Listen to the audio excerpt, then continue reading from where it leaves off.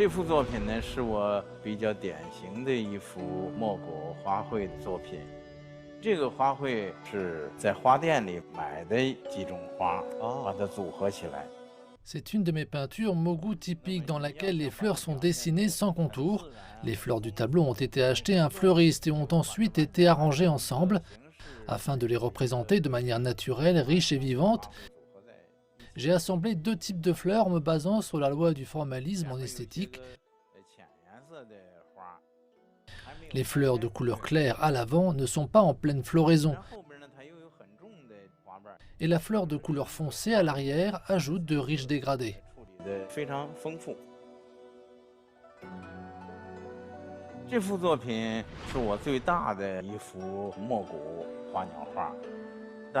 Cette peinture de fleurs et d'oiseaux est ma plus grande peinture Mogu, une technique de peinture chinoise sans traçage de contour. Elle mesure environ 2,20 m de haut et 2 mètres de large. Je l'ai créée à la manière traditionnelle de la peinture au lavis d'encre, avec des inspirations accidentelles.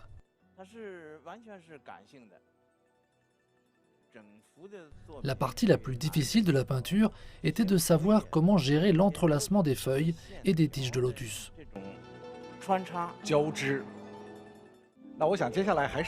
Que diriez-vous de nous présenter certaines de vos autres œuvres alors? Profitons-en en nous promenant. D'accord. Nous voyons une autre peinture de fleurs de lotus à laquelle vous êtes adepte. Cependant, les fleurs de lotus ont vraiment l'air exceptionnelles. Ce tableau est très spécial. Tout d'abord, sa composition est pleine et sa coloration est magnifique. Cela reflète non seulement les réalités, mais aussi mon imagination vis-à-vis de l'étang et des fleurs de lotus. Les fleurs de lotus doivent donc transmettre certaines de vos pensées, n'est-ce pas? Oui, comme le disaient les anciens, des centaines de fleurs sont devant vos yeux, mais seules quelques-unes gagnent votre cœur. Ce qui signifie que les artistes doivent savoir élever et choisir leur création. Nous devons trouver les plus visibles parmi les centaines de fleurs de lotus de l'étang et laisser le reste. Pour y parvenir, notre imagination est nécessaire.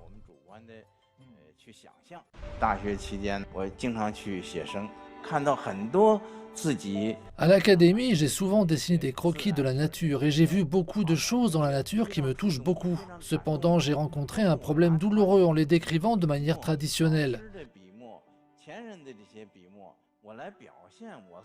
En y pensant, même en mangeant et en marchant, j'ai finalement trouvé une nouvelle façon de dessiner après de nombreuses tentatives de croquis, avec des traits traditionnels.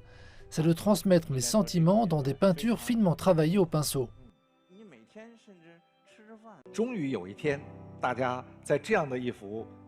Enfin, un jour, nous avons fait la connaissance d'un jeune peintre via le tableau intitulé Automne silencieux, que nous venons de voir dans la courte vidéo. Combien de temps vous a-t-il fallu pour le terminer?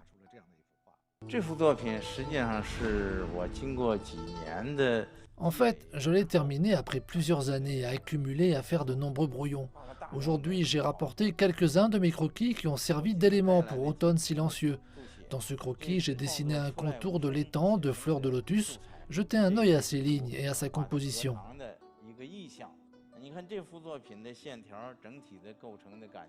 Il est similaire à ceux utilisés dans Automne silencieux. Le modelage des canards sauvages faisait aussi partie de mes accumulations à cette époque. J'avais l'habitude de prêter attention au changement des fleurs de lotus à différentes saisons, et je crois que c'est en automne que les lotus sont les plus beaux, car ils reflètent un autre type de beauté.